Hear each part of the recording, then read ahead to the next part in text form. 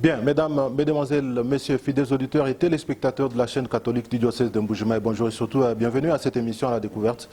À la découverte, c'est une émission qui vous permet de découvrir différentes réalités de la province du Kasaï oriental, différentes personnalités aussi de la province du Kasaï oriental, et pourquoi pas différentes structures et aussi des entreprises qui évoluent ici chez nous dans la province du Kasaï oriental. Aujourd'hui, spécialement, nous sommes à la minière de Bakwanga. Et vous le savez, la société minière de Bakwanga a été depuis très longtemps le poumon économique de la province du Kasaï oriental. Et donc, il faut dire que c'est la plus grande société qui permettait d'ailleurs aux Est-Kasaïens de bien vivre, parce que c'est une société qui a à cette époque-là engagé beaucoup de personnes. Vous le savez aussi que cette société a connu pas mal de problèmes, beaucoup de difficultés, aussi longtemps, à un certain moment, on se disait même que la société ne pourra plus reprendre. Et donc, aujourd'hui, le chef de l'État a bien pensé à trouver des personnes qui peuvent aider la société minière de Bakwanga à se relever. Et donc, ici, sur place, nous sommes à la direction générale de l'AMIBA. Comme je l'ai dit, vous pouvez bien sûr les constater. Nous allons échanger avec le directeur général de l'AMIBA, donc le chef du nouveau comité de gestion de cette société qui arrive. Donc, lui qui arrive à un moment très difficile, un moment où la société doit reprendre, un moment où la société doit mettre ses deux pieds sur terre pour pouvoir décoller. Et donc, ça ne va pas être facile et ce n'est pas du tout facile. Nous allons le découvrir. Est-ce que c'est comme ça? Les gens pensent que c'est difficile que la société puisse se relever, mais est-ce possible que la société puisse se relever? Les questions que nous allons poser tout à l'heure au directeur général de l'AMIBA vont nous permettre de comprendre si la minière de Bakwanga pourra donc être debout dans le prochain jour.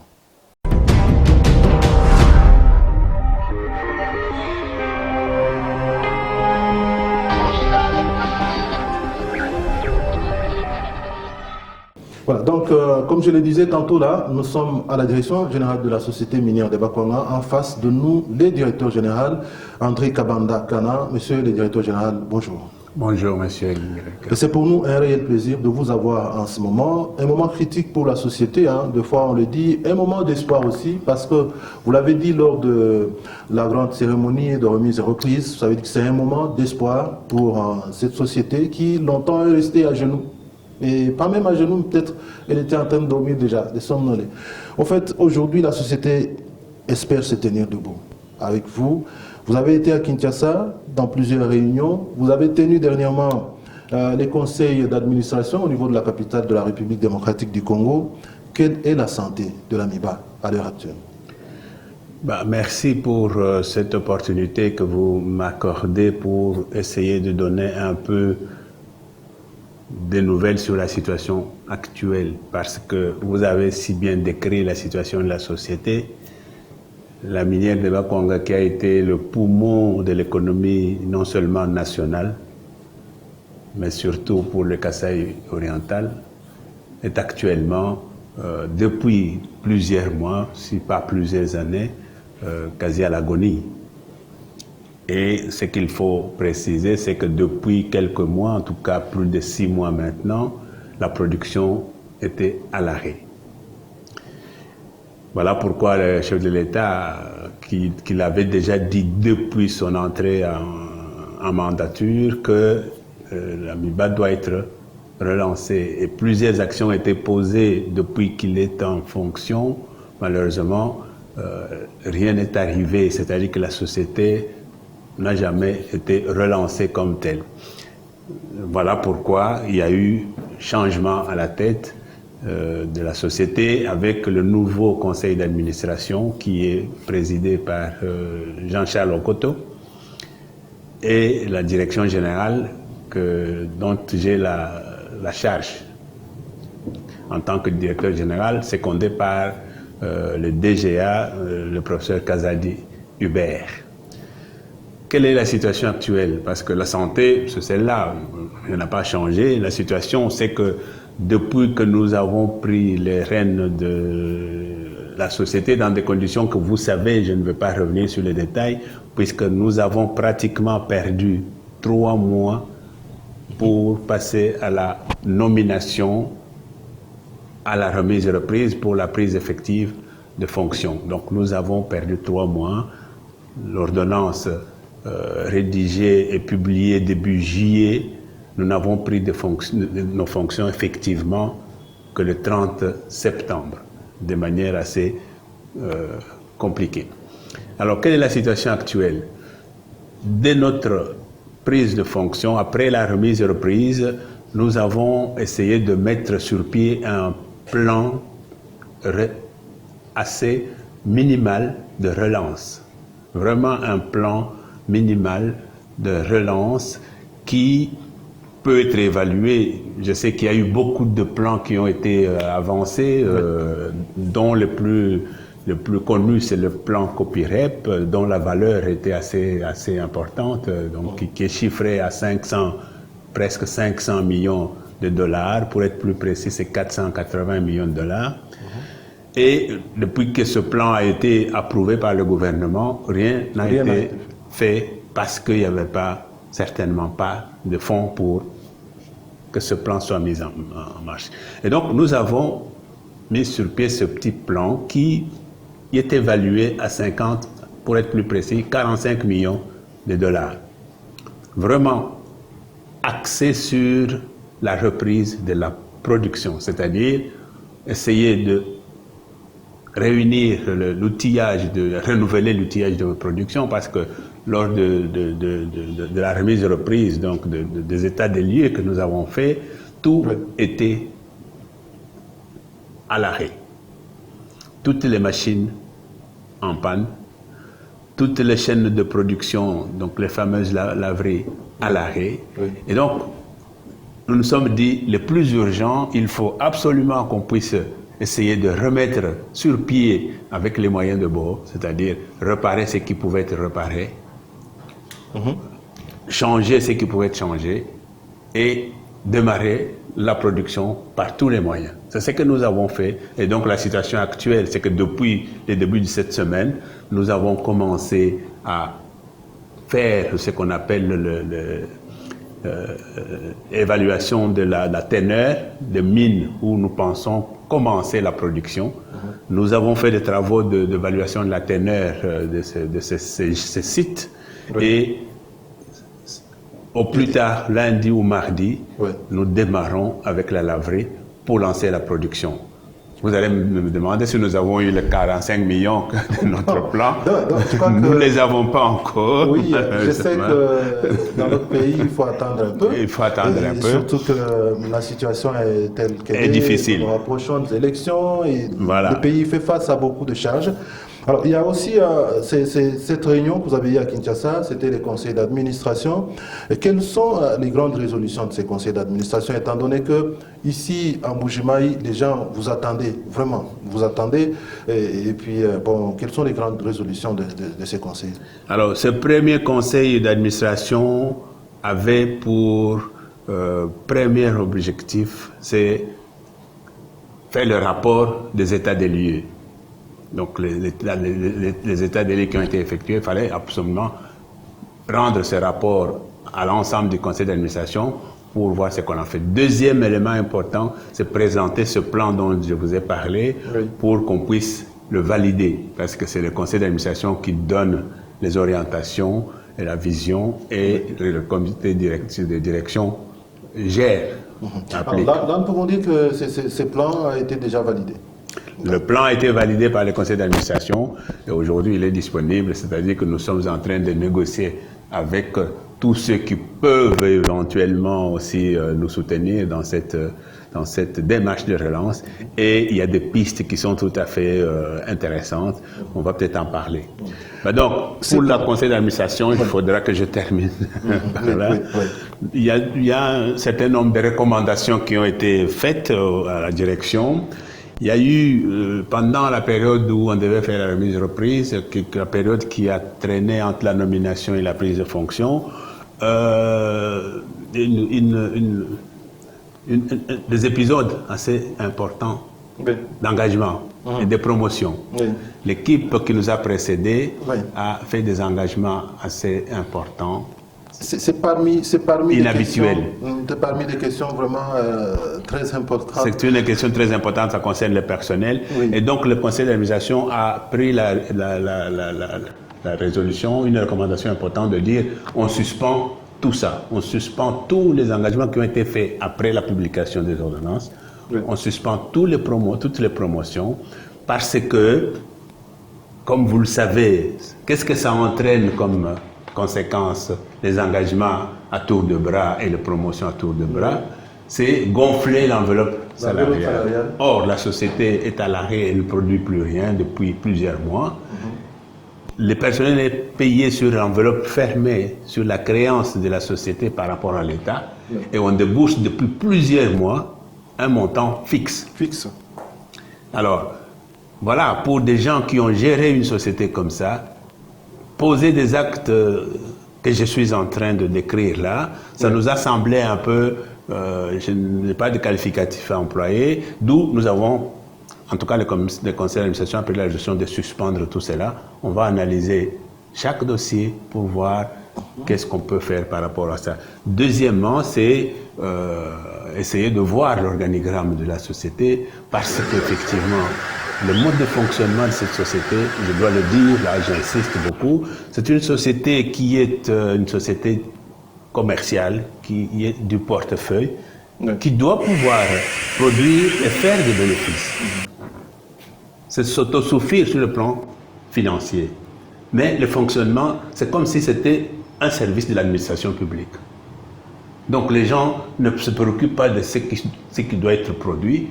Les gens fonctionnent si c'était vraiment un service de la fonction publique. Et ça, c'est très, très, très grave, parce que comment est-ce que vous voulez qu'on s'occupe qu'on résolve les problèmes des gens, du personnel, quand on ne produit pas? L'État ne peut pas s'occuper des sociétés exclusivement de l'État et commencer à s'occuper des sociétés qui relèvent du portefeuille et qui sont en plus d'économie mixte, parce que nous avons un partenaire qui est associé à cet actionnariat. Mais voilà, donc, ça, ce sont il faut revoir l'organigramme, essayer de instiller l'esprit de fonctionnement comme une société commerciale qui est tournée vers la production et le bénéfice. Oui, on le sait, la société minière de Bapama, c'est une société commerciale parce que, de par son statut et puis ce qu'elle mène comme activité, elle est appelée à vendre donc ce qu'elle produit pour pouvoir s'autosuffire, effectivement. Et lorsque on constate que ça ne marche pas de cette manière-là, parce que là, on a perdu quelque peu les objectifs qui étaient assignés à la société minière de Bapama. Alors nous revenons maintenant à ces plans d'action. Ces plans d'action que vous avez évoqués tout à l'heure là, vous l'avez soutenu. Qu'est-ce qui est prévu concrètement dans ces plans d'action? Alors, ce qui est prévu concrètement, c'est renouveler l'outil de production. Ça veut dire quoi? Les engins, donc les pelles, les bennes, les camions, les chaînes de production. Donc l'outil de production doit être, c'est la plus grosse partie de l'investissement, c'est là-dedans. Et peut-être un dixième ou un dixième et demi de ces, même pas un dixième et demi, donc la moitié du dixième, 5%, ça sera consacré au fonds de roulement et de frais de fonctionnement. Mais donc, nous avons étalé ce budget sur 4 ans. Nous avons un mandat de 4 ans. C'est une manière de fonctionner, de concevoir les choses, mais quelqu'un d'autre peut faire autrement. Et donc, nous avons estimé que si il s'agit d'un prêt, par exemple, parce que nous nous sommes dit, on n'est pas sûr que l'État puisse nous donner ce fonds, on peut avoir un financement extérieur, on peut avoir un partenaire qui entre dans le capital, par exemple. Comme l'État de Sengamine à l'époque, mais qui est devenu SACIM après avoir obtenu un financement de Chinois, et la société fonctionne quand même. Voilà. Mais donc, si c'est un prêt, nous nous sommes dit, on a fixé un minimum de conditions pour ce prêt-là. Ça peut être étalé sur 4 ans. Et avec notre planification, nous devrions entrer dans la production industrielle et refaire la santé de la société avec ce petit plan-là. Nous le savons, refaire la santé de la société, c'est pour ça que vous avez été nommé par le chef de l'État. Parce que donner à quelqu'un confiance, donner à quelqu'un la confiance en pareille circonstance, c'est pas facile. Donc quand le chef de l'État vous choisit, il dit, bon, vous allez relever cette société-là qui est restée longtemps sans fonctionner normalement, eh ben, ce qui veut dire que vous êtes effectivement ces warriors que le chef de l'État a envoyés sur le terrain pour pouvoir obtenir de bons résultats. Alors, vous avez, au cours de votre dernière visite au polygone minier, annoncé la reprise de la production. Est-ce que vous pouvez aujourd'hui confirmer que la reproduction a repris ou encore ça va être peut-être dans 2 ou 3 jours? Puisqu'on parlait de confiance du chef de l'État, j'aimerais bien le remercier d'ailleurs. Je voudrais remercier au président, chef de l'État, Félix-Antoine Tshisekedi Tshilombo pour cette confiance. Je sais effectivement que c'est une situation très difficile. S'il a pris cette décision-là, c'est qu'il sait pourquoi il l'a pris et ceci est valable pour l'ensemble de l'équipe qu'il a mise en place. Oui. Maintenant, pour revenir à votre question, je vais vous dire que je ne dis pas ça en l'air. Lundi ou mardi, nous avons réussi à faire démarrer 2 pelles. 2 pelles. Réparation. Donc il manque des pièces que nous avons pu obtenir et nous avons réparé. Il y a une qui a commencé à travailler déjà mardi. Oui. Pour faire quoi? C'est qu'on appelle la découverture sur le gisement qu'on va exploiter. La découverture, c'est-à-dire qu'on enlève la terre stérile pour aller jusqu'au noyau où on doit sortir les produits. Et donc, ceci, ça a été fait entre lundi et mardi. Et depuis mercredi, on est en train de sortir justement le gravier. Et ce gravier, dans un premier temps, ça devait nous permettre, puisqu'on a fait manuellement pour déterminer la teneur, si nous sommes au bon endroit. Oui. Et nos techniciens nous assurent que nous sommes vraiment au bon endroit. Et jusqu'à hier encore, on a continué à stocker le gravier. Oui. Nous était le problème de tamis, donc le panneau qu'on doit mettre sur la laverie, on aurait commencé aujourd'hui. Il nous a manqué quelques panneaux et je vous garantis que lundi ou mardi, vous pouvez prendre votre caméra et aller au polygone. Vous verrez que la laverie va se mettre en marche. Donc la production va commencer au début de la semaine prochaine. Voilà, donc la production commence au début de la semaine prochaine. Est-ce que vous avez des garanties qu'après ce démarrage de la production, ça ne va pas s'arrêter? Parce que c'est ça le grand problème. Nous commençons toujours un tout petit peu et puis à un certain moment, nous nous arrêtons, nous nous bloquons quelque part. Nous pensons que vous avez suffisamment de stratégies pour que ça ne s'arrête pas. Je vous ai dit que nous avons fait les états des lieux. Effectivement, on a trouvé qu'il y avait des engins qui étaient à l'arrêt pour de petits problèmes, de petites pannes. Je vous ai dit aussi que notre petit plan de relance, nous avons mis une grande partie dans l'investissement. Donc pour renouvellement de l'outil de production. Oui. Dès que nous avons ces fonds, c'est la première chose qu'on va faire.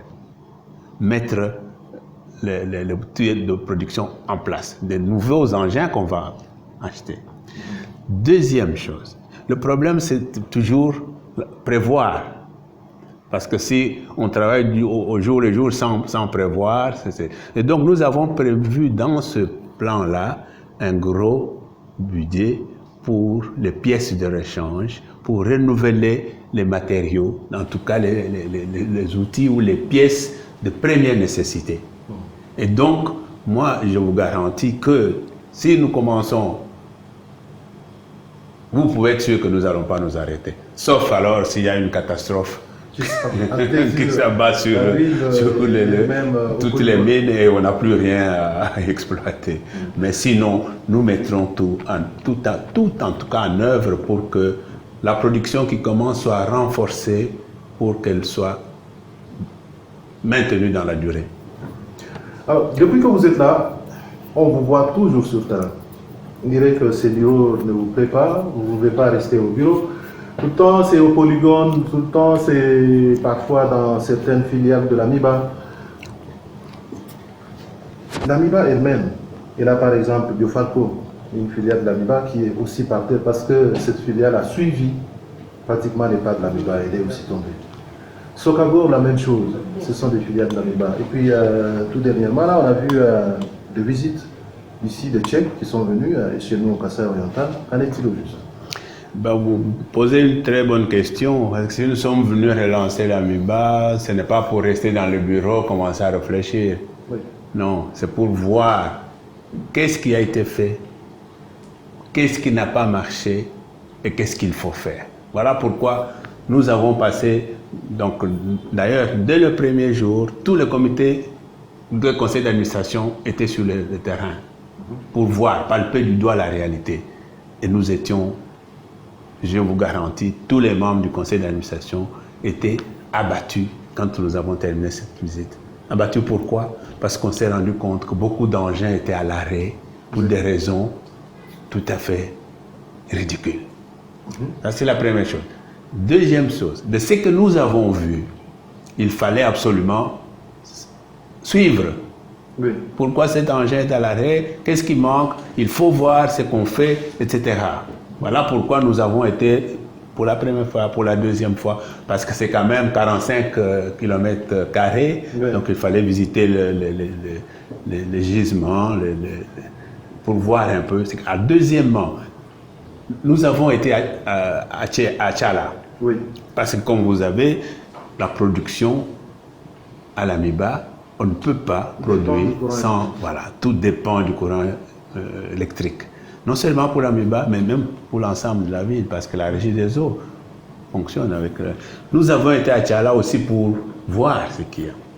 Effectivement, toutes les machines, toutes les centrales sont à l'arrêt, sauf le bilange 1 qui tourne encore de manière vaille que vaille.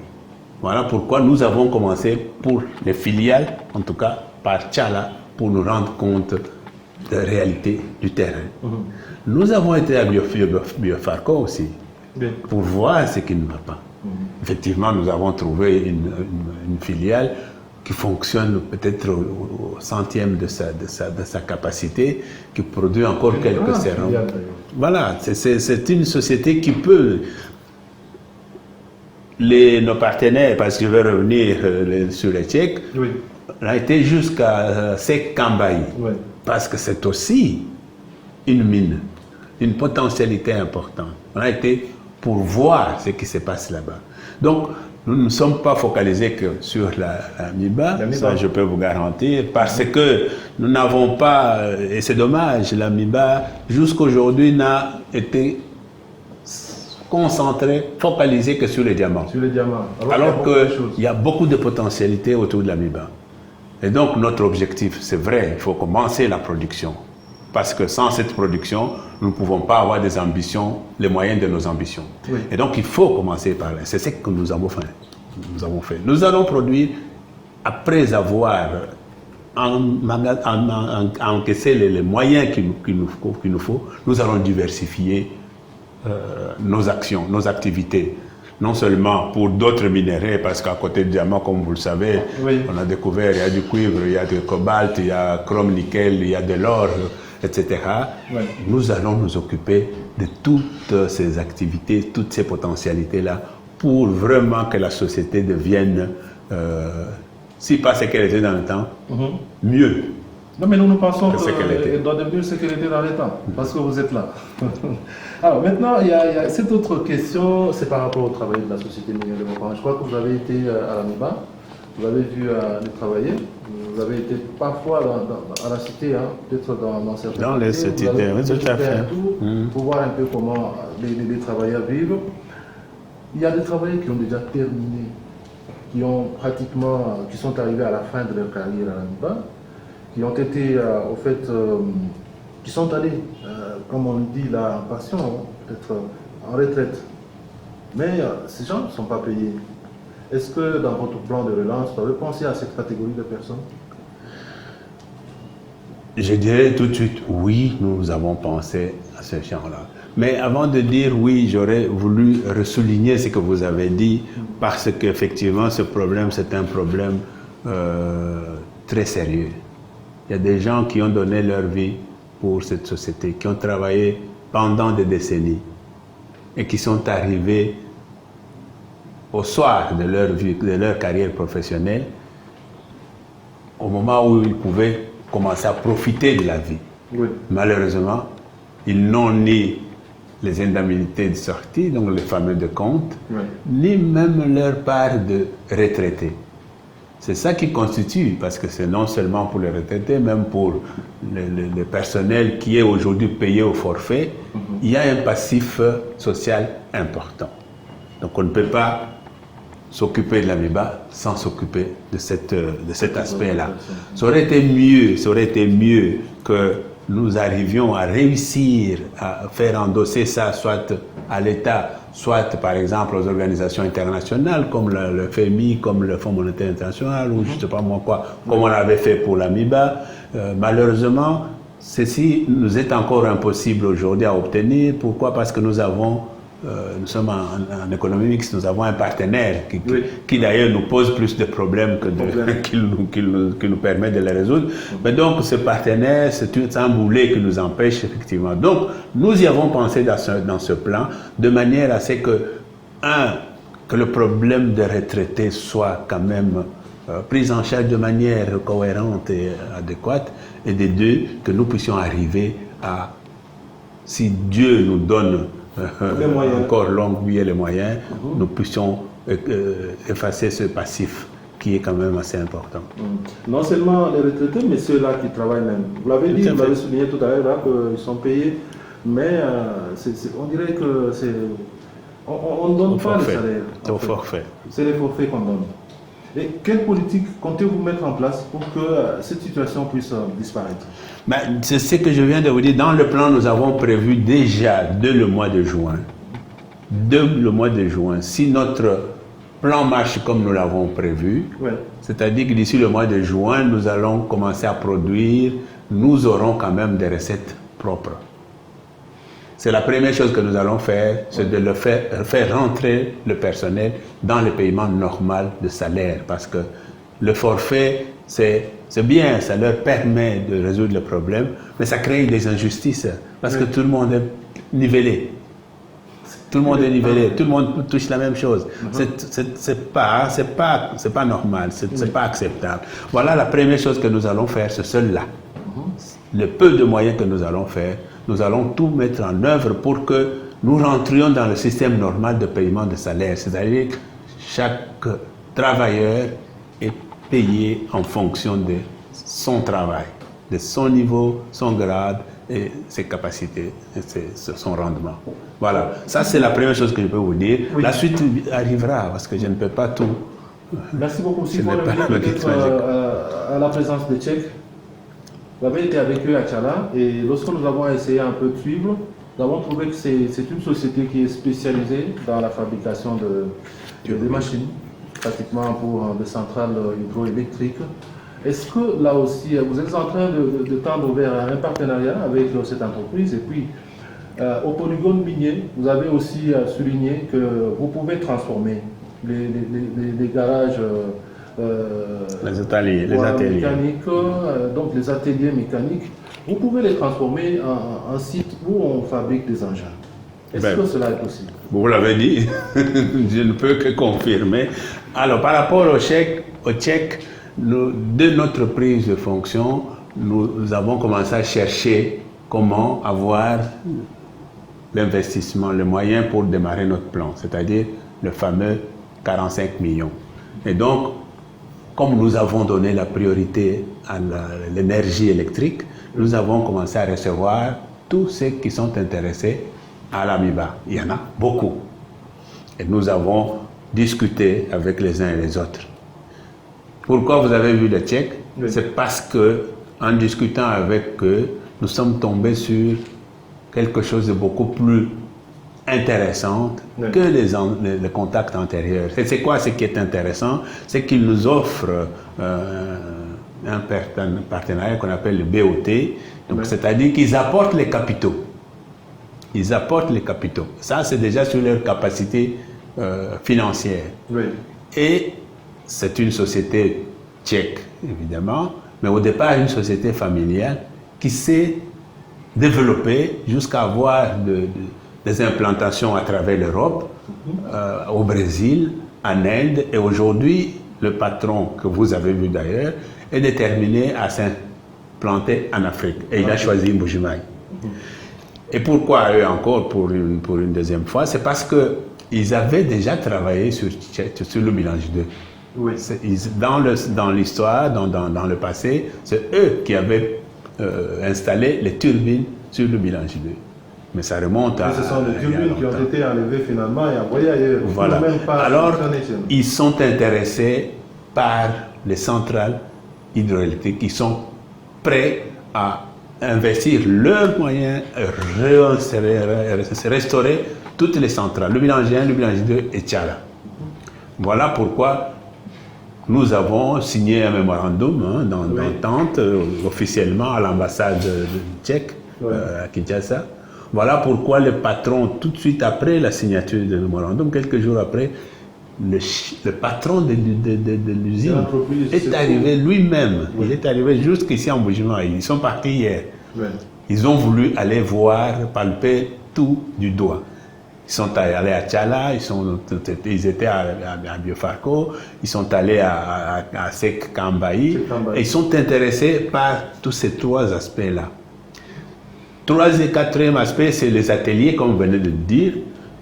Effectivement, ils fabriquent des turbines pour les centrales électriques, mais ils fabriquent aussi les réacteurs. Il y a certains avions qui ont des réacteurs fabriqués chez eux. Oui. Voilà ce qui nous a, en tout cas, renforcé dans notre conviction que nous sommes sur la bonne voie et que nous avons de bons partenaires. Et après leur visite, ils sont partis. Nous, à la société, ils ont invité nos techniciens pour partir en Tchéquie. Déjà la semaine prochaine, ils vont partir. Ils vont déjà partir. Délégation conduite par le PCA lui-même, pour aller sur place, voir ce qui se fait. On est déjà convaincus de ce qu'ils nous ont raconté et peut-être signer les contrats sur place. Voilà, un contrat qui pourra peut-être sauver l'AMIBA, nous l'espérons. Alors, nous sommes en train de tendre vers la fin de cette interview, donc ici à la minière de Bakoma, où nous sommes en train de parcourir les chances, pratiquement, depuis que nous avons commencé, nous parcourons au moins les chances de la société. Et nous disons que nous sommes en train de sentir effectivement que cette société ne va pas rester telle qu'elle est maintenant. Peut-être que ce sont des personnes qui peuvent aider, qui sont en face de nous, qui peuvent aider à ce que la société puisse se relever. Alors, nous allons maintenant parler, bien sûr, de la relance effective. Parce que vous parlez de 45 millions seulement, mais quand nous regardons l'AMIBA dans tous les secteurs pratiquement, comme je l'ai dit ici, il y a NRK, il y a notre Brassimba, ou en fait, qu'est-ce que j'ai dit là, Socador, qui nous donnait... Socador, oui. Il y a aussi Sekambaï, et ici... Il y a Fomi. Il y a aussi. La fondation. Lorsque nous regardons tout ça, nous nous disons, mais est-ce que ce n'est pas une charge lourde? Absolument pas. Moi, je considère que ce sont des potentialités énormes. Oui. Aujourd'hui, je vais vous dire quelque chose, parce que moi, ma philosophie, c'est quoi? C'est de dire, un enfant, quand il commence à marcher, c'est un pas. Le deuxième. Quand on veut monter l'escalier, c'est toujours la première marche, la deuxième. Et dans ma philosophie, je me dis, si l'AMIBA doit continuer à compter sur les apports extérieurs, on va avoir les mêmes problèmes. Voilà pourquoi nous nous sommes dit, avec ce plan minimal, nous allons produire. Nous avons des mines qui contiennent du diamant. Oui. Et le diamant, malgré la variation de prix, on ne peut pas manquer d'acheteurs. Et nous aurons toujours... Et ce qui va sortir de ce que nous allons produire, cet argent-là va nous permettre petit à petit de nous installer sur les autres, tout ce que vous avez cité là. L'agriculture, c'est l'avenir de ce pays. Oui. C'est Kambaï, pour nous, c'est un gîte important. Et donc, pour investir dans l'agriculture, il ne faut pas des millions, des centaines de millions. Pour relancer Biofarco, pour fabriquer les sérums, il ne faut pas des centaines de millions. Et donc, nous nous disons qu'il faut commencer quelque part. Et quelque part, là, c'est sortir le diamant du sol, le vendre. Le bénéfice va nous permettre de nous étendre et d'attaquer. Nous ne sommes pas obligés de réagir sur tout ça en 1 an, en 2 ans. Nous nous disons, il faut commencer. Les prochaines générations, nous espérons vraiment qu'ils vont suivre ces pas pour faire de l'AMIBA ce que nous sommes en train de rêver aujourd'hui. Voilà.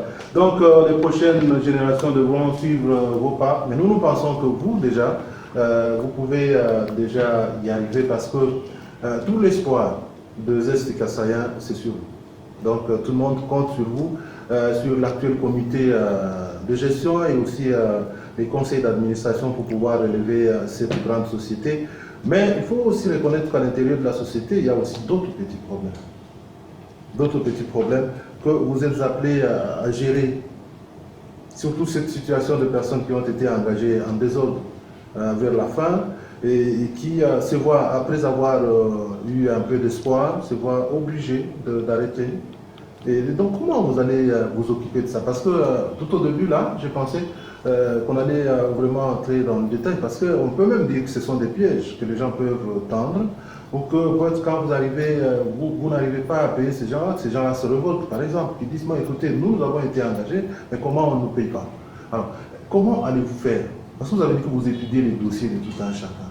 Alors, après l'étude des dossiers, est-ce que vous allez placer les gens ou vous allez faire comment? Vous allez les faire partir? Ça va être comment?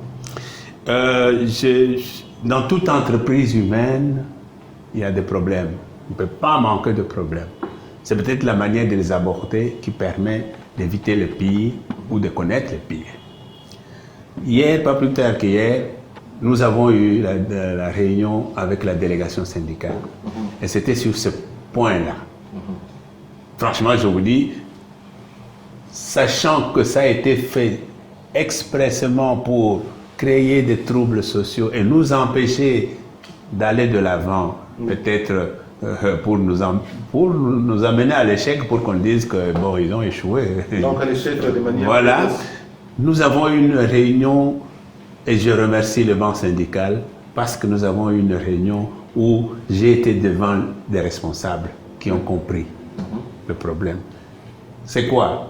C'est que ça a été fait de manière tout à fait irrégulière, de manière tout à fait anormale, pour nous empêcher de nous occuper de la relance en créant les troubles sociaux. Avec ça, je pense que le banc syndical a compris.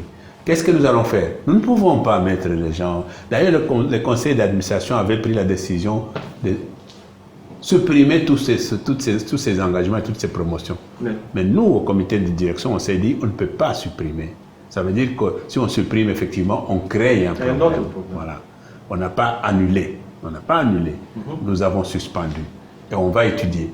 Déjà, l'étude, je peux vous le confier, puisque les dossiers sont encore sur mon bureau. Oui. On a trouvé que dans ces engagements-là, il n'y a pas que des gens qui ont été engagés de manière tout à fait complaisante. Oui. Il y a eu des remplacements numériques des gens qui méritent d'être remplacés. Je vous donne 2 ou 3 exemples. Un enseignant qui disparaît.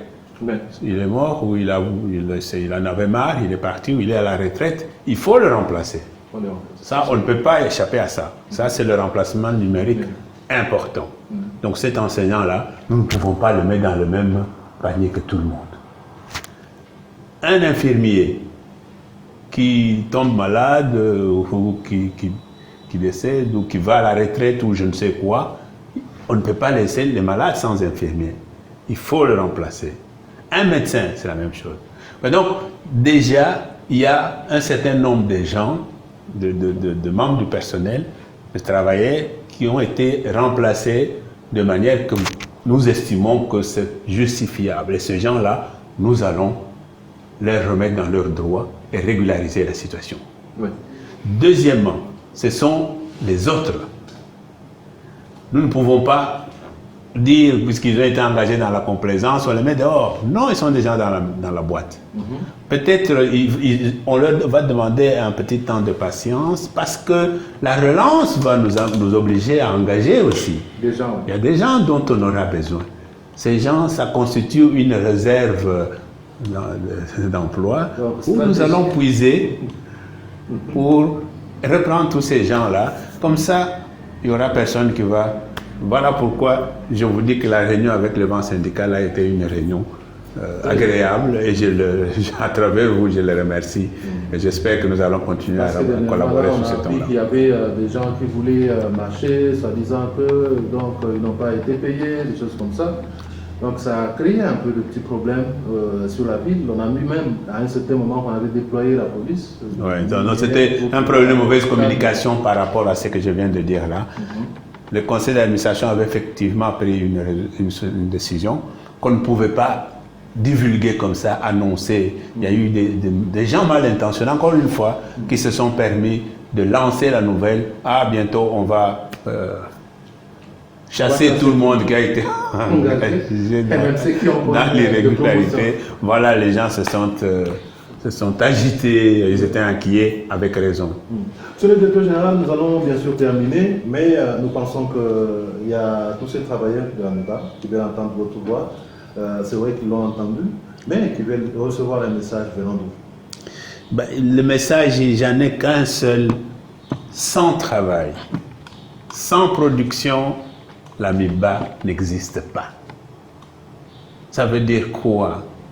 Si nous ne travaillons pas pour aller sortir le diamant du sol, le vendre, nous n'aurons pas de salaire. Parce que l'État ne va pas payer la MEBA, ne va pas payer le personnel de la MEBA.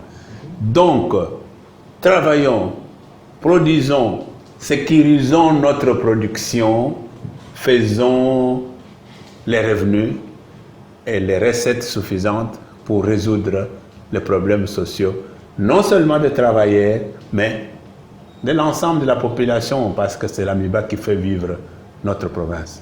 Voilà c'est le mot que je peux dire à l'ensemble du personnel et même à l'ensemble des citoyens de la province, puisque nous devons travailler la main dans la main pour relever notre province et donc aider notre chef de l'État. Dans la main, un message à cette population qui, au fait, attend toujours la relance de la MEBA. Cette population de Mbuji-Mayi, du Kassai-Oriental de manière générale. Parce qu'en fait, ouais, le travail de la MEBA, c'est vrai qu'ils sont à la MEBA, mais il y a aussi des gens qui dépendent de ce travail de la MEBA là, qui espèrent que bon, le jour où on va commencer à payer normalement, eux aussi vont vivre. Alors, toutes ces personnes qui attendent.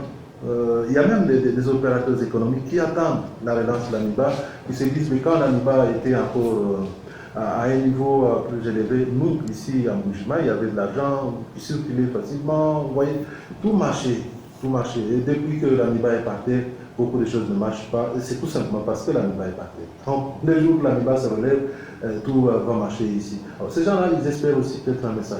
Absolument, c'est le même message, un message d'espoir pour ceux-là, puisqu'ils ne sont peut-être pas concernés directement par le travail. C'est le travail des uns qui va donner de l'espoir aux autres. Une petite anecdote, ça fait plus de 6 mois que je m'intéresse à la situation de la MEBA et de Mbuji-Mayi. Je n'ai pas encore entendu une seule fois où on me dit on a ramassé un gros diamant en Mbuji-Mayi. Je n'ai pas entendu ça. Donc, quelque part, je me dis, le fait que la MEBA ne tourne pas, et donc il n'y a pas de gros diamants qui sortent. Maintenant, on va se mettre au travail, et j'espère vraiment que cette joie-là, qui va être non seulement des travailleurs, mais celle de tous les dépendants des travailleurs, tous ceux qui dépendent de la société MEBA. Message d'espoir. Voilà, merci beaucoup, monsieur le directeur général de la société minière de Bakwanga. Mesdames, mesdemoiselles, messieurs, c'est par là que nous mettons un terme à cette interview. Et donc, nous espérons vous retrouver très prochainement pour d'autres numéros, et ce qui nous permettra de découvrir encore beaucoup de réalités de la province du Kassai-Oriental. Merci. Merci à vous.